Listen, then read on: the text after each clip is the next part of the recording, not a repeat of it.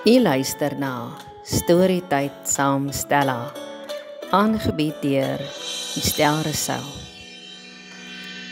Visvang saam oom Kiewiet. Dit is net na 9 Saterdagoggend toe ek oom Kiewiet bel om te vra of hy saam met my wil gaan visvang by die rivier. Hoe laat moet ek oom oplaai? Vra ek, nadat hy blitsvinnig positief antwoord op die eerste vraag. Ek sal by die hek staan as jy hier kom, kry ek nog 'n vinniger antwoord.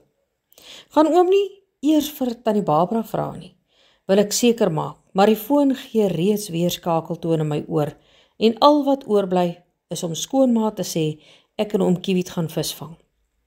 Vat vir Kiewiet 'n opvoustoel, sê skoonma terwyl sy die koffievles begin volmaak. Ma, hoe ry ek na oom Kiewiet se huis toe van hier af? Vra ek. My kind, draai regs by die pastorie, links by die kerk. Dan sal jy vir Kiewiet by die tweede hek sien wag. Help skoonma terwyl sy gou 'n broodjie smeer om saam met die koffie te vat. Regs by die pastorie, links by die kerk en vraggies. Daar staan oom Kiewiet al by die hek en wag. En dis nog nie 9:30 nie. Dis voorwaar 'n oom na my hart. Altyd haastig en te vroeg. In sy linkerhand is al sy visgereedskap, 'n visstok en katrol ouer as ek en 'n staal mikstok wat so effe gebuig is. Om sy regterhand se gewrig hang 'n sparsakkie met iets in.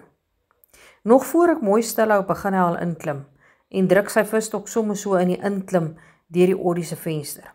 Sy stok is gekoop voor opvoustokke gewild was, maar ek gee nie om nie. Ek het 'n visvangpel vir die dag. Môre oom, groet ek. Môre, waar gaan ons vang? Antwoord hy terwyl hy homself regskuif op die sitplek.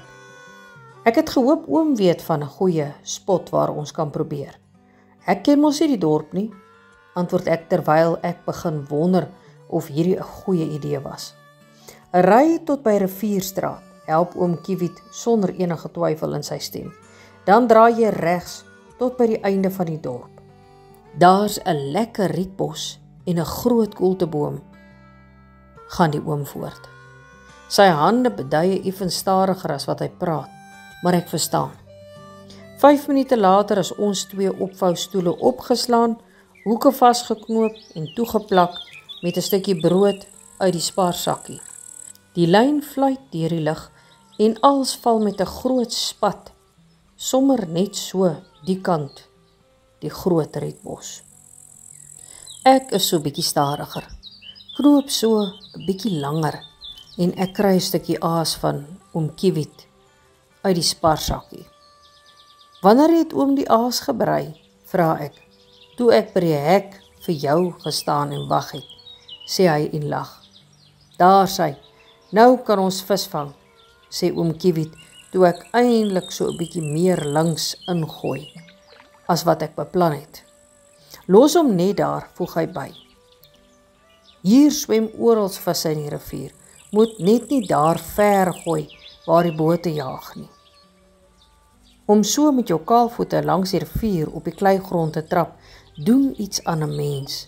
Dit maak jou mens en jy kan diep asemhaal terwyl jy na die rivier luister. Terwyl ons sit en visvang, vertel oom Kiewiet my sy verhaal. Hy was die eerste agent vir Massey Ferguson trekkers in die distrik. Hy en sy vriend het die trekkerparte in kratte gaan oplaai by Bloemhofstasie. Dan het hulle die trekkers self aan mekaar gesit, verduidelik hy my. Jy het nie 'n klaar trekker gekry soos vandag nie. Die boere het een bestel en dan het hy en sy vriend dit aan mekaar gesit en vir die boer gevat. Genade oom, hoe lank vat dit om 'n trekker aan mekaar te sit uit 'n krat vol parte, vra ek. Dit hang af hoe haastig jy is, kom dit met 'n lag. Maar as jy jou tyd gevat het, nooit langer as 2 weke nie. Vertel hy verder, terwyl ons koffie uit ons plastiekkoppies drink, wat skoonma saamgestuur het. Ons sit in rustigheid langs die rivier, drink nog 'n koffietjie en eet ons broodjies.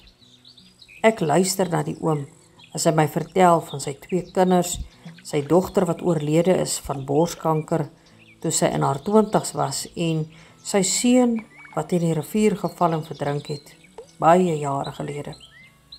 Alles dinge waaraan ons niks kan doen nie. Onthou die vriendelike oom my.